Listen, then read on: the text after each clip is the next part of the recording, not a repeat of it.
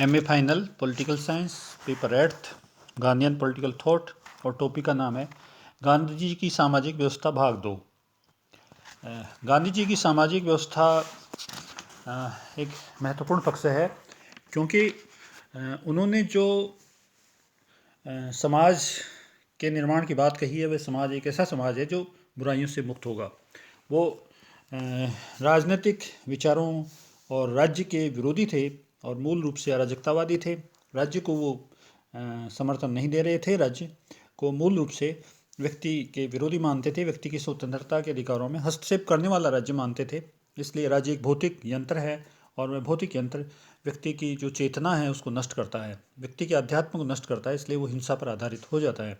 इसलिए इसका विरोध किया और उसके स्थान पर एक ऐसी समाज की व्यवस्था की वो बात करते हैं जिस समाज व्यवस्था में बहुत सारी विशेषताएं हैं, बहुत सारे पक्ष हैं, जिनमें कुछ बातों पर अपन ने पहले भी चर्चा की, जैसे राज्यहीनता, विकेंद्रीकरण की व्यवस्था, सामाजिक अनुशासन, वर्ण व्यवस्था, अस्थेय का सिद्धांत। इस वीडियो में भाग 2 में गांधी जी की जो और अन्य समाज की व्यवस्थाएं, बची हुई व्यवस्थाएं हैं, उन व्यवस्थाओं के बारे में संक्षेप में विचार करने का प्रयास करेंगे। इसमें पहला है बुनियादी शिक्षा। महात्मा गांधी ब्रिटिश शिक्षा के विरोधी थे और ब्रिटिश शिक्षा, हालांकि वो ब्रिटिश शिक्षा में शिक्षित हुए थे और लॉ की पढ़ाई करने ब्रिटेन गए थे और वापस आकर के उन्होंने यहाँ न्यायालयों में दक्षिण अफ्रीका से लेकर के भारत तक वकालत की। लेकिन भारत के समाज की व्यावहारिक स्थिति को समझने के बाद उन्होंने ब्रिटिश शिक्षा व्यवस्था और अंग्रेजी शिक्षा व्यवस्था का विरोध किया और उसके स्थान पर वो एक ऐसी बुनियादी शिक्षा की बात करते थे जो बुनियादी शिक्षा समाज का उत्थान करे, अपनी मातृभाषा में शिक्षा हो, अपनी संस्कृति की शिक्षा हो और जो रोजगार देने वाली शिक्षा हो, जिसमें मनुष्य स्वतः ही कार्य के प्रति प्रेरित हो और कार्य करने की उसमें शिक्षा दी जाए, व्यावसायिक शिक्षा हो, ऐसी वो बुनियादी शिक्षा की बात करते थे। और बुनियादी शिक्षा के लिए उन्होंने एक प्रस्ताव भी पारित करवाया था। तो वो विदेशी शिक्षा के विरोधी थे और भारत की मातृभाषा में शिक्षा प्राप्त करने पर बल देते थे और शिक्षा व्यवसाय पर आधारित तो इस बात को वो लागू करवाना चाहते थे।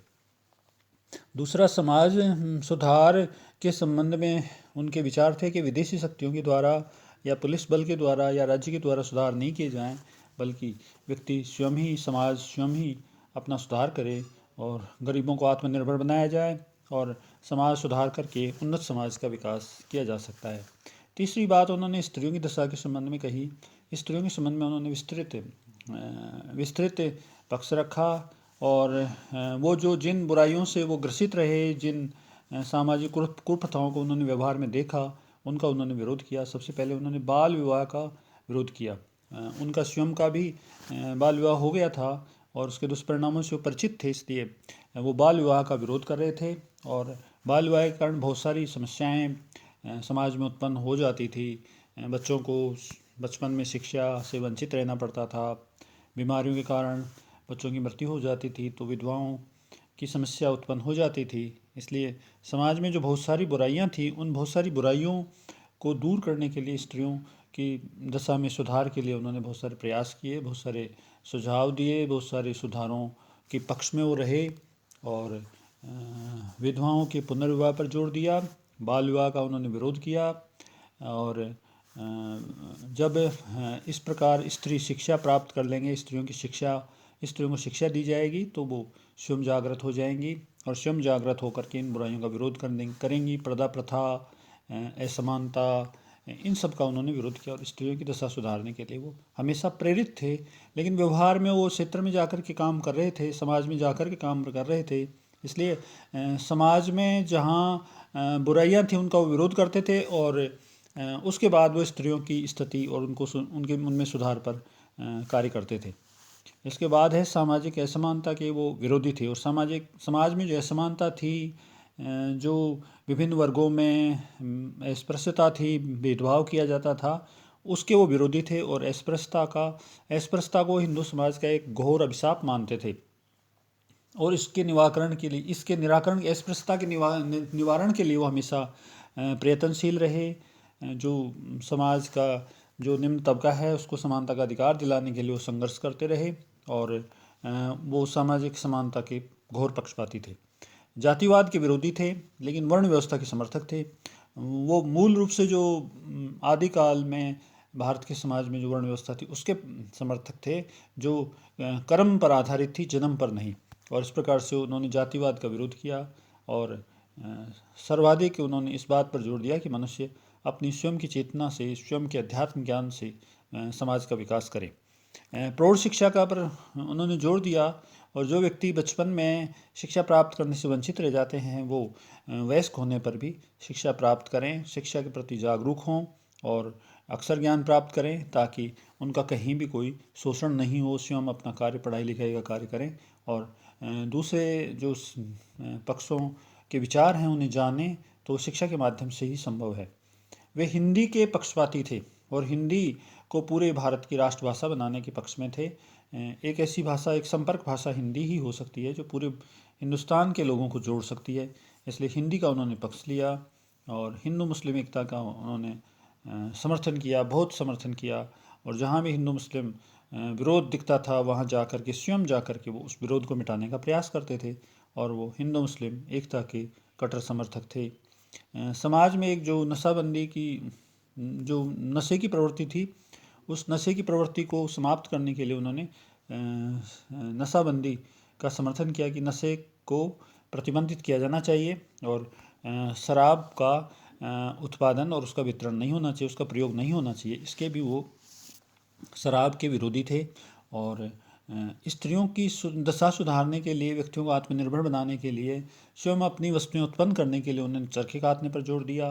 प्रत्येक व्यक्ति, जो महिलाएं जो कार्य कर सकती हैं वो चरखा कातें, और उससे क्या जो खेतों में कपास उत्पन्न होता है उसका प्रयोग हो जाएगा, सूत उपलब्ध हो जाएगा, उससे कपड़े बुन लेंगे, अपने आत्मनिर्भर जीवन बिताएंगे, कहीं उनको दूसरी जगह धन खर्च नहीं करना पड़ेगा, स्वदेशी उद्योगों, कुटीर उद्योगों को प्रोत्साहन मिलेगा। इसलिए उन्होंने चरखे पर जोर दिया और चरखा कातने पर हमेशा, चरखा कातने के वो हमेशा समर्थक रहे।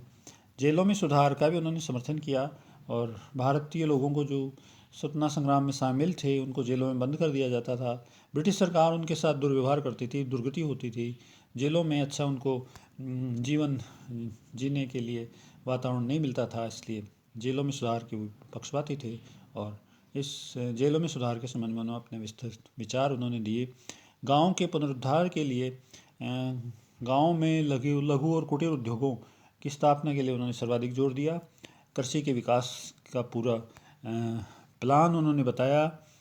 पशुपालन, कृषि, स्वयं का व्यवसाय, लघु उद्योग, इन सब को दोबारा बड़े पैमाने पर पुनर्स्थापित करके लोग उनको अपना सकते हैं और आत्मनिर्भर भारत का निर्माण कर सकते हैं। खादी के समर्थक थे।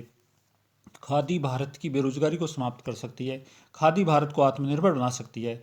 खादी भारत के लोगों में स्वयं के कपड़े बुने हुए कपड़ों को यदि व्यक्ति पहनता है तो उसमें इतना अधिक आत्मविश्वास उत्पन्न हो जाता है कि वो विदेशी शासन की कोई परवाह ही नहीं करता। इसलिए खादी एक सिंबल बन गया था भारत के स्वतंत्रता आंदोलन में, कि वो अपने भारत के लोगों के द्वारा, भारत के लोगों की मेहनत का परिणाम था। और महात्मा गांधी ने इसका बहुत समर्थन किया कि खादी के प्रयोग से भारत के लोगों में राष्ट्र भावना उत्पन्न होगी, एकता की भावना उत्पन्न होगी, लोगों को रोजगार मिलेगा और खादी के प्रयोग से भारत आत्मनिर्भर भारत हो पाएगा।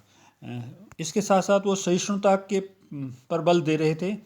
पूरे समाज को संतुलित ढंग से एक दूसरे के साथ सहयोग करके चलाने की नीति अपनाते थे। इसलिए सभी, चाहे किसी भी जाति का हो, किसी भी धर्म का हो, किसी भी वर्ग का हो, सबके साथ समान व्यवहार किया जाए, सबको जीने का अधिकार हो, सबको समानता का अधिकार हो, सबको समाज में रहने का अधिकार हो। इन सब बातों पर महात्मा गांधी ने जोर दिया। और महात्मा गांधी केवल एक क्षेत्र विशेष के बारे में ही नहीं सोच रहे थे, वो मूल रूप से अंतर्राष्ट्रीयवादी थे, वो मूल रूप से मानवतावादी थे।